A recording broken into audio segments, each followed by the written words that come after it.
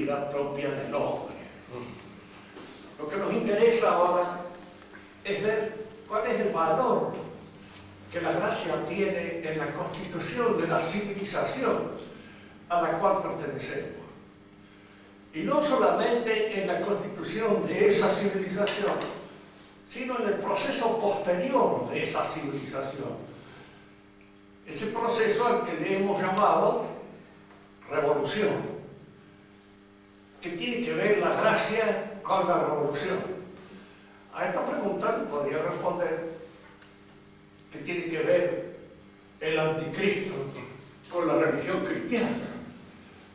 Fíjense que es importante entender, porque la religión cristiana crea esa caricatura de su propia realidad en esta figura de este personaje apocalíptico que es el anticristo. Por el momento a esto lo dejaremos entre paréntesis y entraremos en el terreno de cuál es la importancia que asume la gracia en la constitución de nuestra civilización. Aquí conviene adelantar dos o tres cosas, sobre todo ahora que está tan de moda el choque de las civilizaciones a través de ese libro que se ha hecho famoso de Huntington y que se ha puesto otra vez moda esto. En realidad, la historia, ya hace tiempo, Huntington en este sentido no es nada más que uno de los recapituladores, se divide en la historia de varias civilizaciones, de manera que los sujetos reales de la historia son esas civilizaciones, son varias.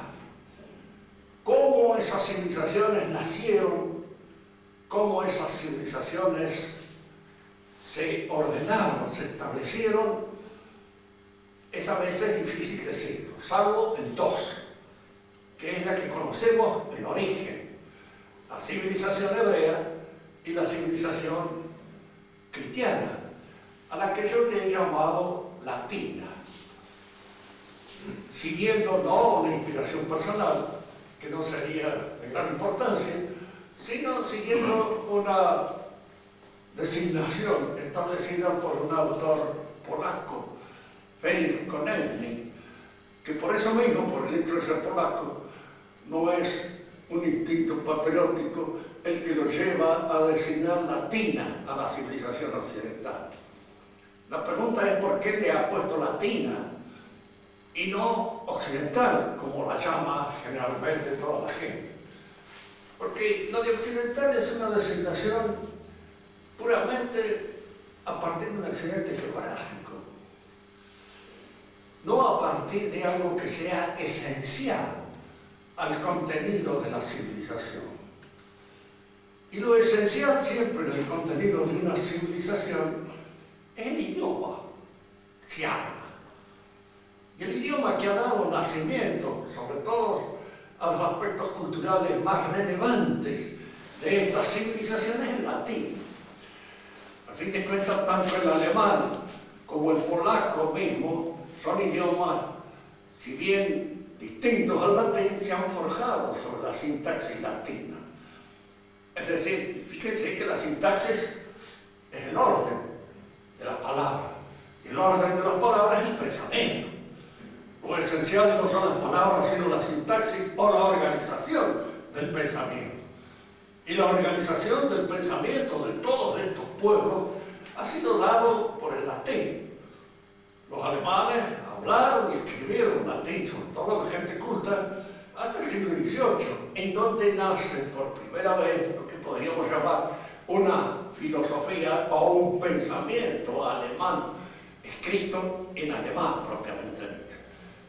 Y me parece que ha nacido para que nos rompamos la cabeza la mayor parte de los que queremos traducirlo a formas de pensar típicas de nuestra latinidad. Y para nosotros la traducción de una cosa es traducirla a algo que no sea accesible. La filosofía en buen latín es el idioma común, bien hablado, pero es el idioma común. hablaba con precisión, nada más. De manera que está en obtener el sentido claro y preciso de las palabras para entrar, digamos así, en la hondura del pensamiento filosófico surgido del latín. La Iglesia se constituye sobre el latín, de manera que el latín no solo influyó en todos estos países durante la época pagana de la latinidad, sino que siguió influyendo a partir de la constitución de la Iglesia, porque la Iglesia adoptó el idioma latino como el idioma propio de su constitución. La pregunta que nosotros nos haríamos es ¿por qué el latín? ¿Por qué prefirió el latín al hebreo, que es de donde nació la Iglesia? Hay acá varias razones que nos permiten comprender este dilema. En primer lugar, porque la civilización hebrea fue una civilización muy regional, muy circunscrita a un mundo pequeño, no un mundo que alcanzó una proyección tan grande como la alcanzó la latinidad a través del Imperio Romano. De manera que podríamos decir que la primera de las razones por las cuales se adopta el latín es esta ecumenicidad del latín, que no tenía el hebreo. Primera razón. Pero la segunda y más importante que esta. El latín es un idioma que en alguna medida se acuñó, se formó, se constituyó sobre el griego. Y el griego fue un idioma que creó la filosofía, la ciencia, y acostumbró el lenguaje al uso y a la precisión propia de esta manera de pensar y de razonar que constituye la filosofía. Diríamos así, ustedes, los que son abogados, pueden darse cuenta de esto, que sin un idioma jurídico bien establecido, pues no se podrían entender. Y el uso del idioma en el terreno, digamos así, en la abogacía, en el terreno de esas cosas, lo va escandiendo, lo va purificando, va haciendo que el idioma vaya adquiriendo un cierto rigor que el jurista exige y necesita para hacer claro los razonamientos. No queremos decir que los juristas a veces no embrollan las cosas, pero en general cuando se trata de las cosas que ellos quieren tener en claro, no las embrollan y de alguna manera tratan de decirlas de lo más claramente posible. El latín tomó del griego la filosofía. La pregunta nuestra es ¿por qué la Iglesia no eligió el griego? El griego es más rico que el latín, pero por eso mismo se presta a muchas discusiones, que el latín no se presta. Es fundamental, diríamos así, en un idioma que tiene el rigor que impone la juridicidad de que no se presten las palabras a equívocos. Es una intención. Indudablemente que esa intención puede ser más o menos malbaratada en el uso real de los juicios, etc. Pero la intención existe. El jurista quiere y exige un idioma un poco más pobre que aquel establecido por la filosofía, pero que al mismo tiempo sea más preciso.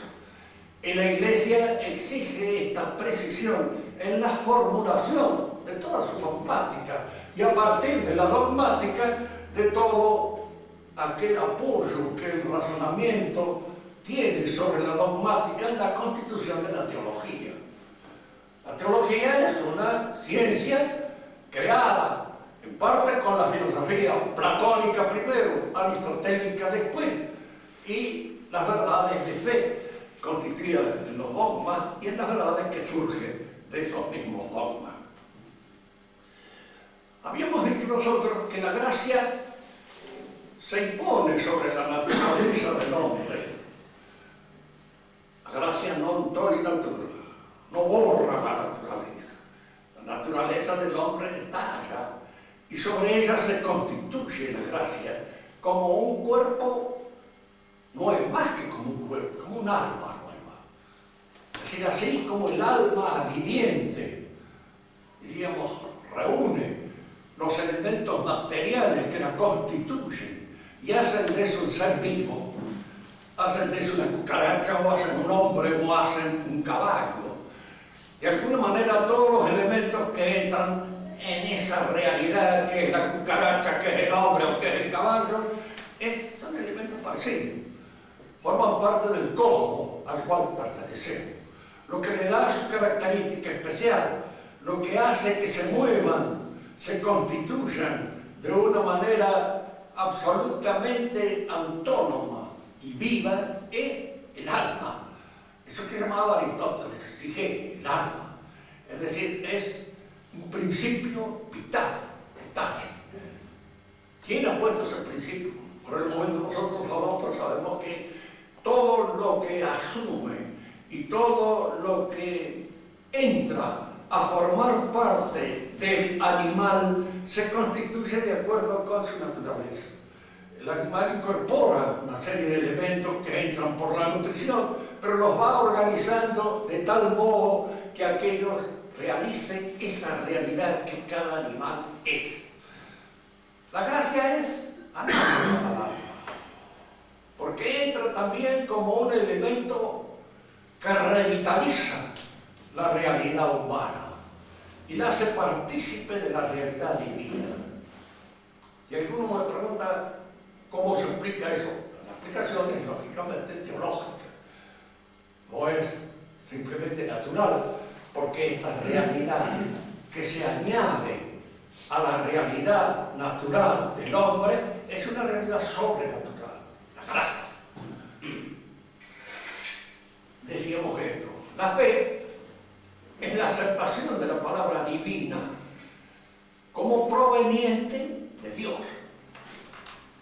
Es decir, no es solamente una aceptación como la que puedo yo tener de ciertas referencias del Corán, en la cual yo no participo de ningún modo como creyente, sino que como lector del folclore cualquiera, leo. El creyente cree que esa palabra proviene de Dios, pero entre Dios y la palabra no hay esa solución de continuidad que existe entre el hombre y su palabra. Esto que yo estoy diciendo no soy yo, son palabras que nacen de una cierta adecuación con la realidad o nacen de un propósito mentiroso que yo estoy tratando, diríamos, hacer de que se me crea. El hombre no es su palabra, y al decir que no es su palabra, es decir, yo puedo aceptar la palabra del hombre como verdadera sin aceptarlo a él para nada. Pero entre Dios y su palabra no existe esa solución de continuidad. Dios es su palabra. Si yo acepto la palabra de Dios como proveniente de Dios, es la palabra de Dios, es Dios mismo, el que se asienta en mi alma, el que penetra en ella, el que de alguna manera establece allí su morada.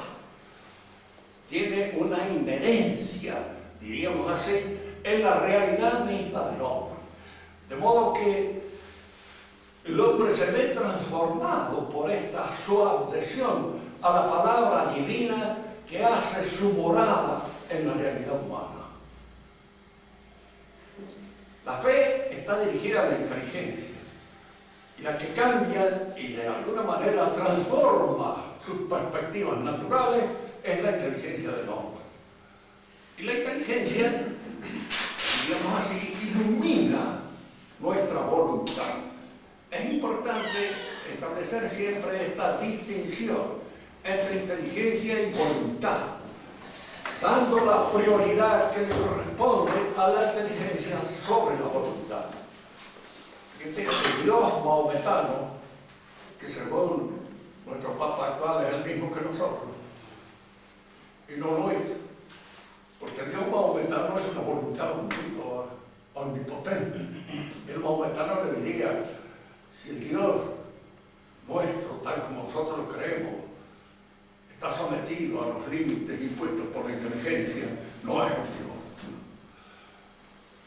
nosotros decimos no es que esté sometido a los límites impuestos por la inteligencia. La inteligencia divina no impone límites, ilumina la voluntad de Dios. La hace una voluntad que no es de ningún modo una voluntad catastrófica. Pensar una cosa absurda no es inteligencia. Y Dios no puede hacer lo absurdo. Diría que eso contraría su omnipotencia. Es que su omnipotencia es inteligente, no la de un imbécil. Eso es fundamental entenderlo. Porque cuando uno no entiende esta relación que aparece como fundamental entre la inteligencia y la realidad y la voluntad divina, no entiende, diríamos así, la naturaleza de Dios. Dios es una inteligencia iluminada. Es la inteligencia fundamentalmente lo que la hace. En el principio era el verbo. Y el verbo, el logos, el griego es el logos. Y el logos significa la razón, significa el pensamiento. Es decir, en el principio de todas las cosas hay un pensamiento, hay una inteligencia que la sostiene y que sostiene toda la realidad y que lógicamente la sostiene inteligentemente. Y la voluntad no es que esté sometida o limitada por esa inteligencia, está iluminada por ella, es importante decirlo. La fe entra en la inteligencia.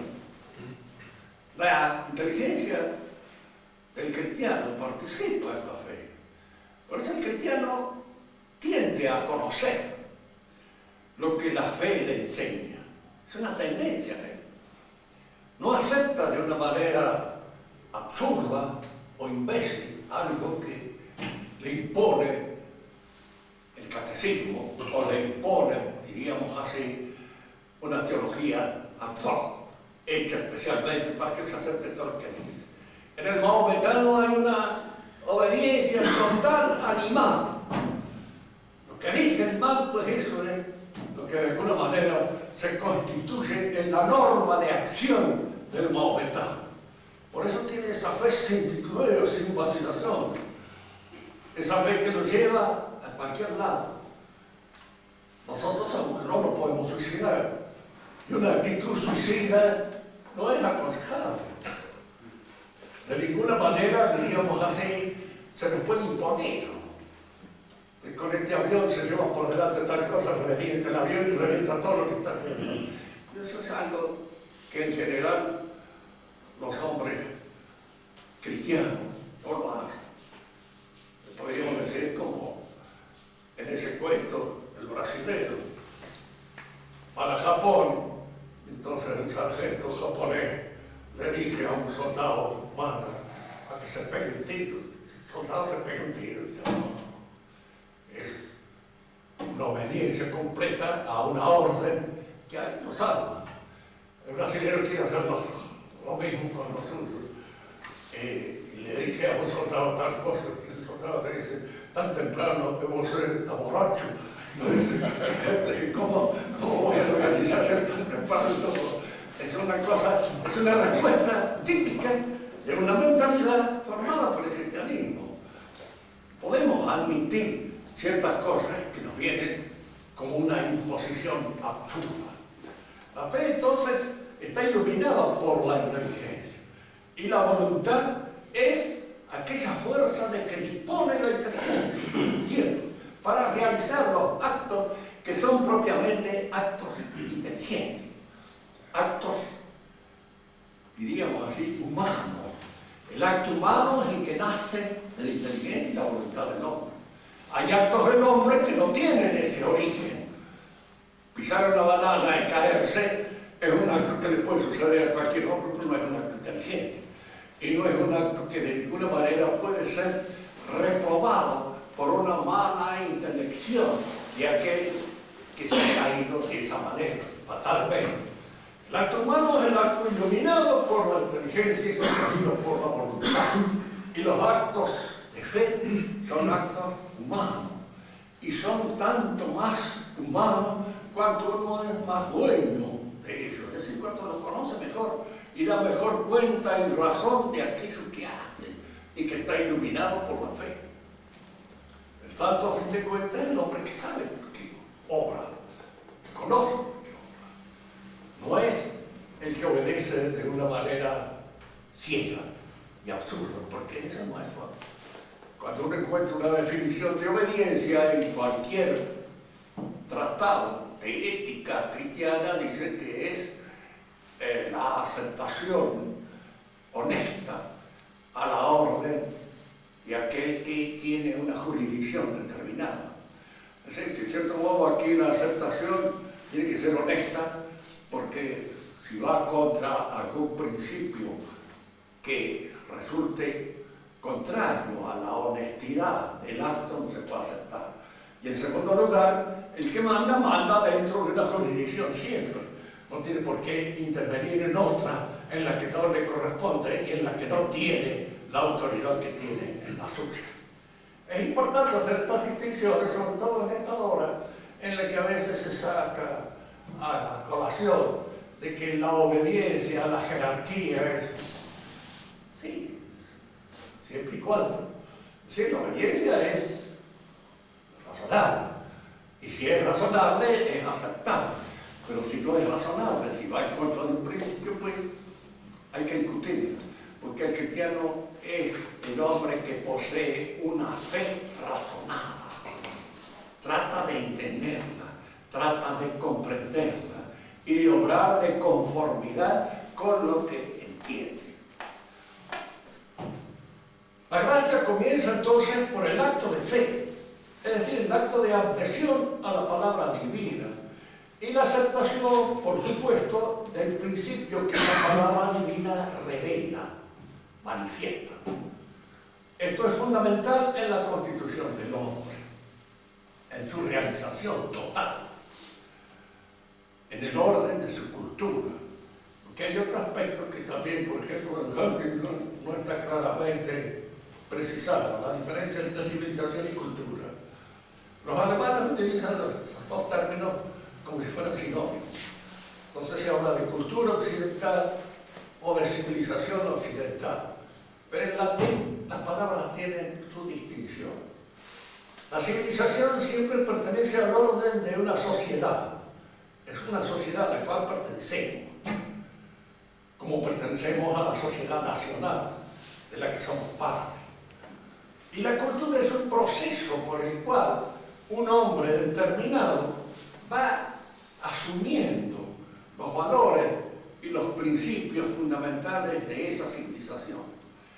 No olvidemos nunca que para que una civilización exista se debe dar una estructura social que la fundamente, y esta está formada por la familia monogámica. La familia siempre fue, aunque sea en ideal monogámica. Y aun cuando uno se refiere a los grupos más antiguos, más cercanos a la tradición primordial, se encuentra la realización de la familia monogámica. La familia poligámica es una forma, diríamos así, anómala de la familia. Nace en la guerra y de algún modo, como los jefes de guerra, acumulan un botín, y entre ese botín están también las mujeres que han tomado como prisioneras y que van a formar parte de su serranía. Félix Corneille hacía una aclaración que yo la he señalado aquí en algunas otras oportunidades, pero que es conveniente. Todas las sociedades poligámicas, como puede ser el Islam, son sociedades en donde la poligamia está un poco sostenida por la poliandria. ¿Por qué? Porque la relación entre el número de mujeres y hombres es más o menos semejante. Wow. El que acapara muchas deja a otros sin mujeres. Y en cierto modo se tiene que ir en cooperativa para tener una. Sucede, es lo que se llama la poliandria. Sé cómo se las arregla, pero claro, lo veo mucho más horroroso que a la poligamia. Diríamos así, hay una especie de inclinación fatal que puede hacer que uno la admita, no como natural, pero sí como deseable. En cambio, la poliandria no, que la poliandria es algo que repugna profundamente al hombre. Pero, ¿qué sucede cuando una sociedad es poligámica? El que su contrapeso sea la poliandria. diríamos así, el elemento fundamental de todo orden civilizado es el matrimonio monogámico. Y al mismo tiempo todas aquellas cosas que hacen al derecho de la familia. Fíjense que esto es muy importante entre nosotros. Nosotros hemos perdido esto. Nos decía precisamente alguien que no es un padre de la Iglesia, pero que en alguna medida, diríamos así, tenía algunos aciertos bastante claros. Renan decía que el Código Civil moderno está pensado por un huérfano que debe morir soltero, porque no está pensado en términos de familia. En 4 o 5 sucesiones, la familia se termina, porque en cierto modo la repartición de todos los bienes familiares, alícuotamente entre los miembros de esa familia, la acaban en poco tiempo. La familia tradicional, la vieja familia del antiguo régimen, era una familia patriarcal, y si se quiere, las herencias, los bienes económicos de la familia pertenecían a la familia y eran heredados de tal manera que el bien de familia se conservaba. Fíjense que esto en algunos países, no digo si se sigue sosteniendo ahora, pero hasta hace unos años se sostenía. Lo digo porque mi abuelo materno era viarnés y tenían una pequeña heredad en el sur de Francia, no muy grande. Para que esa heredad se mantuviera no había que dividirla. Si se dividía no servía, entonces había que venderla. Los hijos sacrificaban la parte que les correspondía en beneficio de uno de ellos. Mi abuelo lo dejó a la hermana mayor. Ella quedó a cargo de la heredad. Y él se vino acá a hacer la venta, cosa que no le fue muy bien, pero en fin, de cualquier modo vivió. Y la familia sigue manteniendo la casa allá en el sur de Francia donde estaba, porque era una costumbre ancestral que habían heredado. Fíjense que este derecho sucesorio que privilegia el mantenimiento del orden familiar es un derecho que se ha destruido. ¿Y para qué? En cierto modo para beneficiar el gobierno. Y les doy una anécdota que aclara bien esto. Cuando el hermano de Napoleón Bonaparte, Pepe Botella, que le sabían decir los españoles, porque le gustaba el trago, se hizo rey de Nápoles, se encontró con que así no podía tener un prefecto en un lugar determinado del sur de Italia si la gente no lo quería, porque se lo mataba. Y no había forma de descubrir al que lo había matado. Fíjense que las organizaciones mafiosas nacen de la organización familiar, como una forma, diríamos así, degenerada de esa organización familiar. Pero es la organización familiar que da Pablo a eso. Entonces le escribía Pepe Botella a Napoleón: aquí no puedo hacer nada, porque las grandes familias, y algunas, dicen, los Colonna, señalaba él, son 5.000 miembros. De manera que es un Estado dentro del Estado. Y si yo quiero hacer alguna cosa que a los Colonnas no les gustan, con toda seguridad que el prefecto que yo les mando no dura ni 3 días. Lo matan uno cualquiera de los Colonnas que desaparecen en el interior de los Colonnas y no se lo encuentran nunca más. Napoleón le dijo: mirá, si quieres terminar de una vez con eso, hay que imponer el Código Civil nuestro, de manera tal que en 3 o 4 generaciones desaparecen las familias grandes, no queda más ninguna, cuando empiezan a repartirse los bienes y pierden toda esa fuerza y esa unión que es lo que les permite tener fuerza en el orden político. Con eso desaparecen. Y Napoleón, todos lo sabemos, es en cierto modo el hombre que lleva la Revolución Francesa a su culminación y a su acabo. Es el que impone orden. A mí se me dio de esto. Cuando empieza la Revolución Francesa, un observador como Rivarol o un observador como Burke, que eran los que estaban así, en contacto con los hechos y con los sucesos, ellos veían que la Revolución Francesa terminaba en un caos total o venía un militar que les imponía orden y los hacía funcionar. Y hacía funcionar incluso ese cierto desorden que la revolución imponía en la constitución de la sociedad. Vamos a lo nuestro. El orden, diríamos así, fundamentante de la sociedad es la familia y ese derecho sucesorio que impone la familia, porque todo el orden de la sociedad normalmente se organiza de conformidad con la familia. Me acuerdo que alguien me preguntaba a mí en la facultad cuando era profesor de Historia de las Ideas Políticas si yo era monárquico. Y le digo, mira, le digo, lo que yo sea no tiene ninguna importancia en la actualidad. Yo comprendo igual que usted que hoy ser monárquico aquí es como salir con un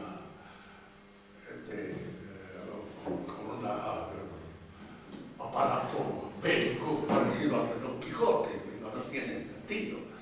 Le digo, pero la monarquía es, si se quiere, el orden natural. Es el padre familia, que de alguna manera se extiende a todo el orden de la sociedad. Sí, pero siempre venía esto. Y eso no da lugar a que a veces haya reyes que son unos imbéciles, sí, y hay padres que son unos imbéciles. También. Y de ahí no puede destruir la familia. Está lleno de padres. Y de alguna manera eso se soluciona a veces en el seno de una familia bien constituida, porque el padre es reemplazado por la madre en un momento determinado, o es reemplazado por algún hijo que asume la responsabilidad del que el padre idiota no la tiene. Sí, muchísimas veces. Por eso no va a dejar de aceptar y sostener de que la familia constituye el orden normal de la vida social del hombre. Y la paternidad proyectada a toda la sociedad estatal, ese es el monarca. Porque de otra manera usted entra en el juego eleccionario. El juego eleccionario es el juego del soborno. El Papa es elegido, sí, muchas veces soborna. Está lleno de casos en toda la historia de la Iglesia de papas llegados al gobierno por soborno, por haberse comprado la mayor parte de los cardenales y haber aceptado nada. Lo que pasa es que allí hay un misterio también de que en este momento no hay necesidad de entenderlo, de hablar. Pero, le digo, el soborno ha existido. Y dentro de las curias papales, nunca, se compran 4 o 5 cardenales y las compras a veces no son solamente en efectivo. Se los asustan y se los hacen apoyar a uno o a otro en un momento determinado. Dicen, las elecciones siempre las componen. Entonces no se olviden nunca que en la sociedad siempre manda una minoría. Eso de que el pueblo es soberano es una soberana pastera. Nadie cree en eso. Y menos lo que usufructúan los beneficios de esa mentira, porque están utilizándola para su propio sostenimiento y para su propio engrandecimiento. No se da eso. Diríamos así que la sociedad que se organiza sobre el fondo de la familia monogámica y sostenida por el sacramento de la Iglesia es una sociedad nueva. Y va a dar nacimiento a una serie de instituciones que antes no existían, empezando por la Iglesia. Una institución que el mundo antiguo no conoció. Lo conoció el mundo hebreo, la sinagoga, que a fin de cuentas quiere decir lo mismo que quiere decir eclesia en griego. Es decir, es una asociación, una asamblea de fieles, sostenida en cierto modo, diríamos así, por el apoyo que Dios le da. Esta sociedad entonces tiene sus instituciones propias, nuevas, surgen dentro de esta civilización a la cual pertenecemos.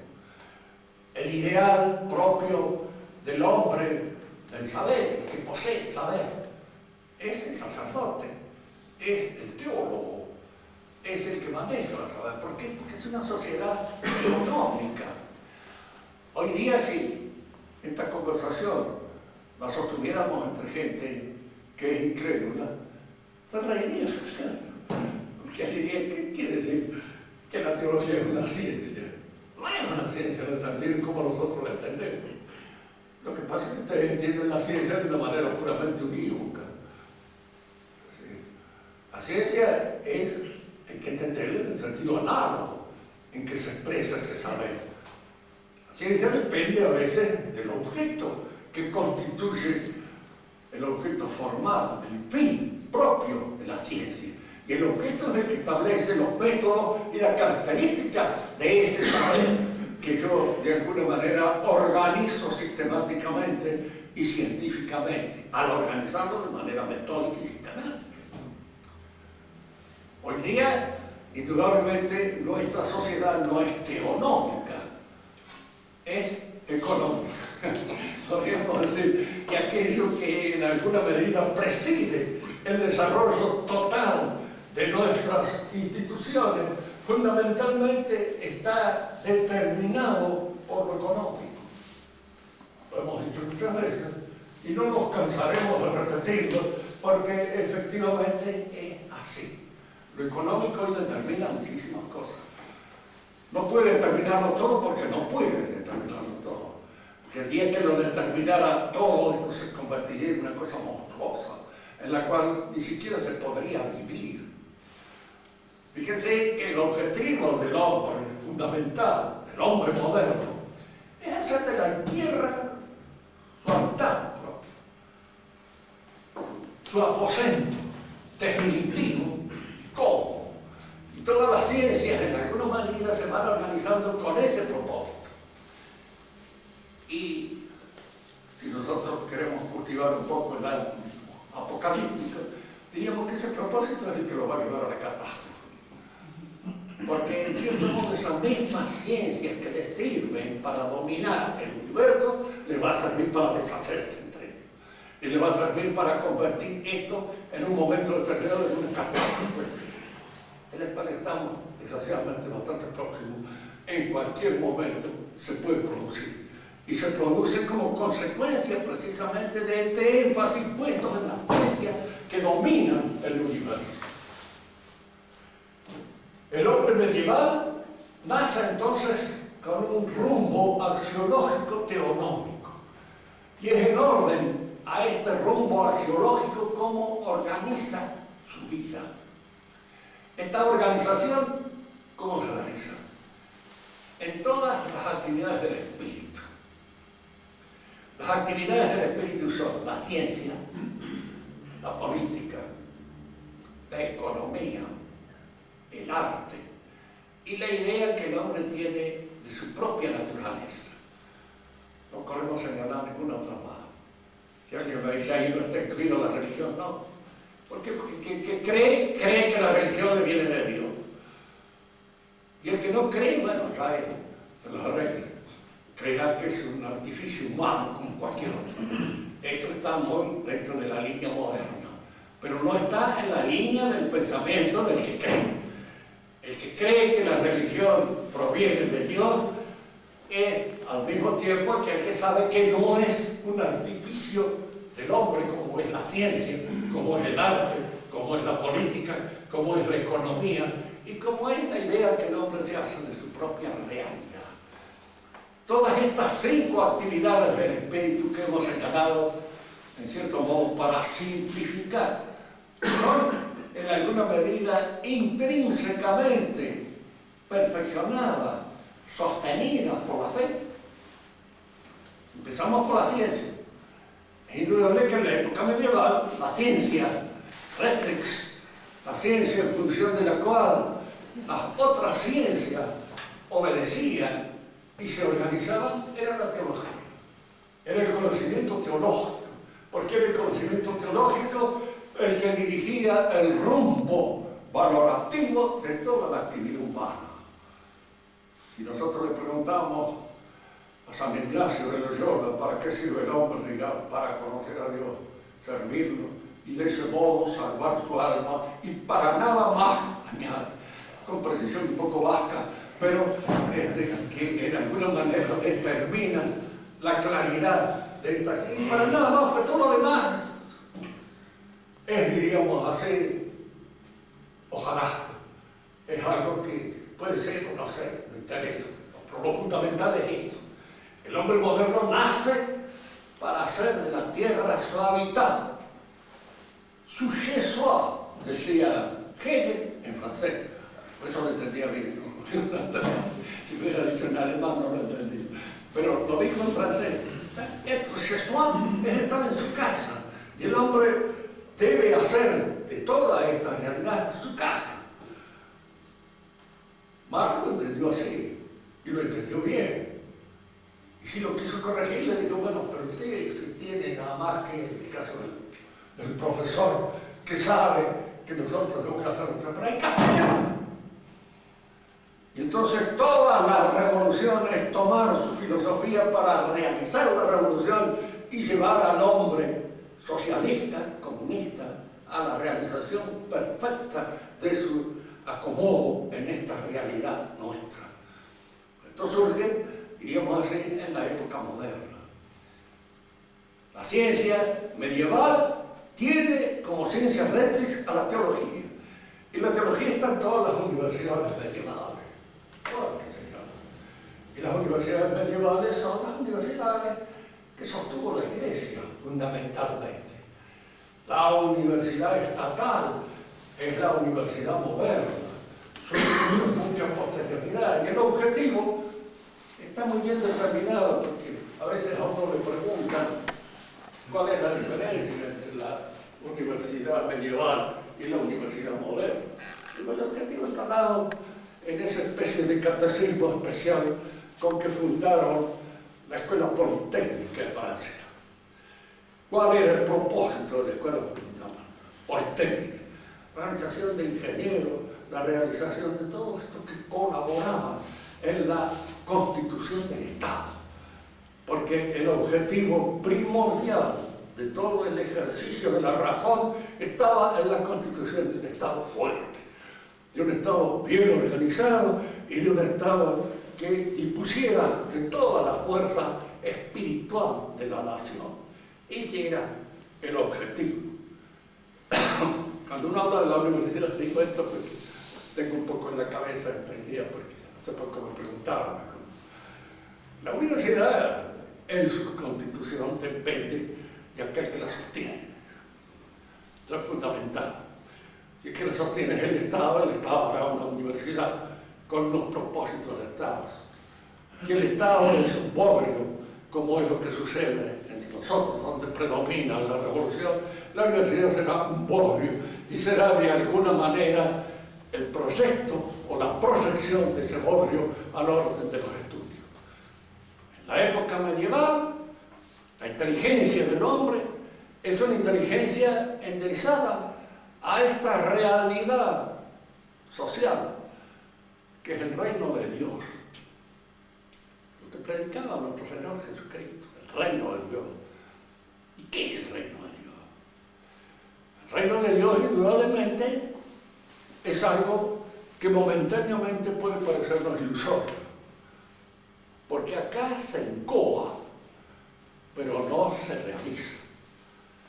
Digo esto porque muchos cristianos siguen a veces sosteniendo la idea de que el reino de Dios es posible realizarlo en la tierra. Nuestro Señor nos advirtió categóricamente de que no era ese el objetivo de su predicación y de su fe. El reino de Dios se incoa acá entre nosotros. Nosotros podemos alcanzarlo personalmente, en alguna medida, y en aquello en que nos dé el cuello a cada uno de nosotros. Porque claro, para la realización del reino se necesita todo el proceso de santificación de la vida. El que es santo lo tendrá. Pero ¿quién es el que se declara santo? Con toda seguridad alguien que no es santo. Eso eran a veces las críticas que se hacían a todos aquellos movimientos que venían en contra de la iglesia. Decían, todos los curas deben ser santos. ¿Sí? Y ellos saben que son santos, porque si saben que son santos, entonces no son santos. Y de alguna manera estamos nosotros encaminados, llevados, reforzados por locos soberbios que han perdido completamente el sentido de sus límites y que por eso mismo nos están llevando donde estamos. Recuerden ustedes que entre los gnósticos que habían en el sur de Francia estaban los que eran los puros. Sí, se decía. Puros de negro. Y se autodeclaraban puros. Es como si todo sacerdote se autodeclara santo. Indudablemente hay una cierta santidad en el sacerdocio, pero que no es de él, sino que él la recibe de la Iglesia.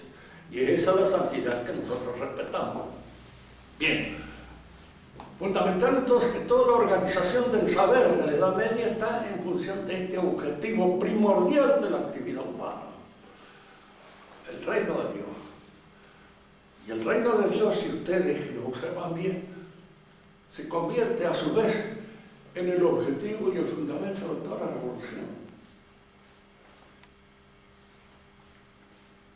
Basta que una verdad cristiana sea intrínsecamente pervertida por una voluntad que ha perdido su marco sobrenatural para que eso se convierta en un motivo, diríamos así, de carácter revolucionario. La sociedad comunista, que el reino de Dios realizaba en la tierra, ¿por voluntad de quién? De los hombres, pura y exclusivamente, con ese objetivo. E indudablemente el reino de Dios, o la palabra, el concepto, la idea del reino de Dios, alimenta todas estas ilusiones revolucionarias y al mismo tiempo se convierte, diríamos así, en la raíz de todas las ilusiones, de todas las utopías que dan nacimiento a los movimientos. Y es curioso observar que este reino de Dios también se incoa en nosotros y mediante un proceso educativo se alcanza su goce, según lo tienen los que lo sostienen. El hombre todavía no está maduro para ser democrático, pero ya lo va a estar, no se aflija. Es cuestión de que vayamos educando cada vez más y de que haya un Alfonsín en cada rincón del país para que esto se produzca. Esta fe confianza, esta fe, esta especie de esperanza puesta en el futuro es la sustitución de la esperanza puesta en el reino de Dios y al mismo tiempo el cambio, la sustitución del reino de Dios por un espejismo. Hoy no se fía, mañana sí, dicen los almaceneros, y mañana no llega nunca. Con esta revolución hemos fracasado, pero la que viene, esta es la buena, y entonces es la que va a venir. La Revolución Francesa fracasó. ¿Por qué? Porque le dio su auge a la burguesía. La burguesía, al fin de cuentas, no creó la igualdad entre todos los hombres porque fundó la desigualdad en el uso del dinero y en el sostenimiento del dinero. Pero la Revolución Rusa también ha demostrado que era un fracaso, no se cumple, pero la que va a venir. Y todavía hay algunos sostenedores que piensan que va a venir. Entonces, este es un espejismo porque el futuro no existe. No es. ¿Qué será? No sé, pero no es. Yo me acuerdo que siempre vienen entre los alumnos, hay gente a veces muy ingenua, son chicos. Dice, bueno, pero esta generación no logrará, pero la generación que viene, ¿qué corno sabe usted de la generación que viene? ¿Sabe usted lo que van a esperar? ¿Qué es lo que van a querer? ¿Está usted seguro que van a querer eso mismo que usted está queriendo ahora? Pero fíjese, pensar en las posibilidades que se abren para el futuro es un pensamiento vago, absurdo. Estamos legislando para el año 3000. ¿Qué no legislan para hoy? Que es, en cierto modo, la única posibilidad que tenemos de que se legisle algo. El año 3000 van a saber qué diablos es lo que sucede. Para decir, como decía mi maestro, Alberto Falconer, una vez que le hicieron esta pregunta, mañana llueve caca. Yo no sé, dice, qué es lo que va a pasar, porque nosotros ignoramos lo futuro. Y de alguna manera no sabemos lo que son. Vivir de la esperanza puesta en el futuro es absurdo. Y hoy ustedes van a decir mucha gente que dice, yo tengo esperanza en la juventud. ¿Qué juventud tiene esperanza? Porque a veces me dicen, yo tengo esperanza en este chico, Puede ser. Será un caso concreto de alguien que tiene algo y que usted ha advertido que lo tiene y que puede desarrollarlo. Pero la juventud en general es como tener confianza en los viejos. ¿Qué sentido tiene eso? Son absurdos, pero son absurdos que van de alguna manera sustituyendo las enseñanzas del cristianismo. Porque yo me interesa decirles esto, la revolución no ha inventado nada. Lo único que ha hecho es tomar ciertas ideas cristianas, las ha arrancado de su quicio sobrenatural, de su quicio religioso en el cual deben de estar, y las ha convertido en cualquier cosa, en una tontería inmensa. Si ustedes analizan todas las ideas del Estado revolucionario, a partir de la Revolución Francesa, van a ver que lo que trataba de hacer el Estado es sustituir a la Iglesia. Crear ellos también una especie de escatología, crear una suerte de paraíso hacia el cual se apunta, que va a ser dado por la revolución cuando se haga de una manera bien hecha, por supuesto. ¿Sí? No como está sucediendo ahora, sino como va a venir más adelante. Y entonces ese más adelante es el reino de los cielos, del cual estamos corriendo nosotros detrás de él, pero convertido en una pompa de jabón, en un ilusorio espejismo, en una especie de refracción sobre el horizonte, que no es nada. En la próxima charla vamos a continuar desarrollando mejor esta idea para que nosotros veamos esto. A mí me costó un trabajo a veces entender, pero es como, yo me formé como chico, diríamos así, en el pensamiento moderno. Mi padre era liberal y a veces de una manera abusiva, tan abusiva que no nos bautizó porque creía que sí, eso es decisión nuestra, cuando llegara el caso. Esa es la actitud bien liberal. Yo digo esto porque a veces salgo al encuentro de ciertas enseñanzas de la iglesia actual, en que hay que respetar la libertad. Entonces, ¿para qué bautizar? Y le impone desde ya una marca para siempre. Que no, que se bautice más adelante. Y si se muere antes, que se jorobe. ¿Qué va a hacer? Pero en realidad, si usted lo bautiza, usted le está imponiendo las cosas. Pero está lleno de esas imposiciones. ¿Por qué le hemos impuesto el castellano a los chicos nuestros? Y no lo hemos dejado que no hablara nada hasta que eligiera él la lengua que más le gustaba. Que es absurdo. Simplemente porque todas las cosas se dan así, con esas raíces existenciales y con esas obligaciones que nacen de las exigencias mismas de la existencia, que no se puede crear. Todos somos iguales. Es una noción matemática trasladada al campo, diríamos así, de la humanidad, resulta tan absurda que no tiene pie ni cabeza, ni sabe nada. ¿Usted no considera al hombre y a la mujer iguales? No, jamás en mi vida, siempre los he distinguido. Y me han gustado más las mujeres que los hombres. Me digo desde ya. Porque ¿qué? En la realidad concreta es esto. Libertad para pensar lo que quiera sobre cualquier cosa, no tiene sentido.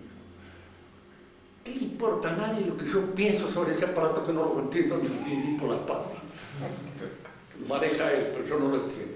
Entonces, si lo llega mi opinión sobre esto, usted me diría, mire viejo, cállese, no hable más de esto, porque de esto no sabe nada. Y esa es la realidad. Cuando usted como abogado recibe allí a un señor que es su cliente y que quiere enseñarle abogacía a usted dice, bueno, aquí yo le voy a elegir a mí. Si usted sabe tanto, arréglesela a usted como pueda. ¿Entienden qué cosa? En ninguna ciencia la opinión de cualquiera existe. Existe la opinión del que conoce, del que la ha estudiado, del que la ha observado, del que la ha visto. De manera que todas estas cosas así que se van a lo largo, ¿qué son? Es la idea del hombre que decía San Agustín, cuando ha logrado alcanzar una santidad en sus desarrollos es libre. Porque todo lo que sale de él es limpio. Y está claro Entonces nosotros creemos que ese hombre libre es este que acaba de nacer en este mundo. Como decía Rousseau, el hombre nace libre. Se ve que no vio a los 5 chicos que dicen, el que tuvo. O sea, algunos dicen que son pecados, que no podía tenerlos, simplemente, y que no los tuvo. Pero parece ser que sí que los tuvo, y que de alguna manera los metió en un orfanato desde chiquito.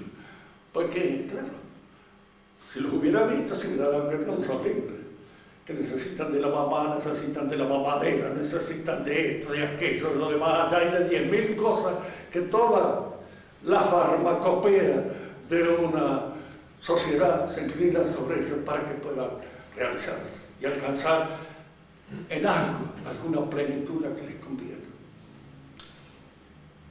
Bueno, la próxima clase continuaremos con él.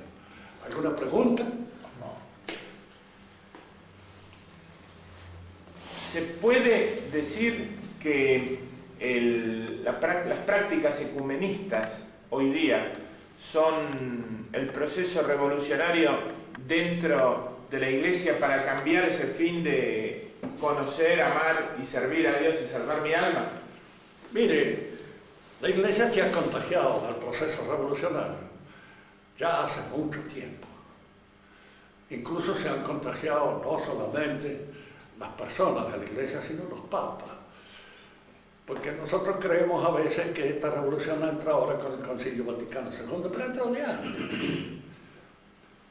Ya León XIII hizo una serie de adaptaciones a las exigencias de la revolución que llevaron a resultados bastante desastrosos. Pío IX, que era un buen papa, tipo inteligente, no lo quería a Pecci como sucesor posible de él. Y trató de evitarlo con todo lo posible, pero se lo encajaron. Y hubo allí algunas cosas que entró en la elección y lo pusieron, se puso León XIII. Y él hizo muchísimas cosas, sobre todo a Francia la arruinó completamente. Y destruyó toda posibilidad, diríamos así, de un movimiento contrarrevolucionario serio. La destruyó. Los irlandeses no le dieron corte, no le hicieron caso. ¿Por qué? Porque era tal el odio a los ingleses en eso, que eso los salvaba de toda posible complicación con otra cosa. Odiaban a los ingleses. Parece que eso es un principio de sabiduría.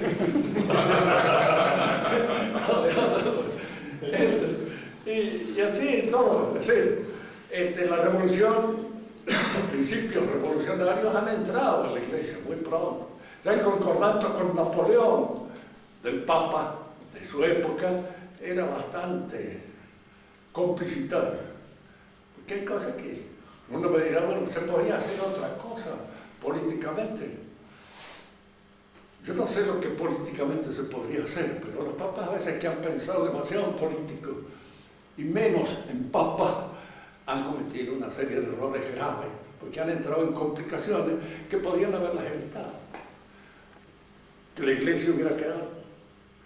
Aquí en la Argentina no les dio nada, porque aquí en la Argentina la Iglesia liberal se impuso desde siempre. Por eso para la mayor parte de los argentinos todos estos cambios significan en cierto modo algo que ellos esperaban y que les parece perfectamente natural y justo.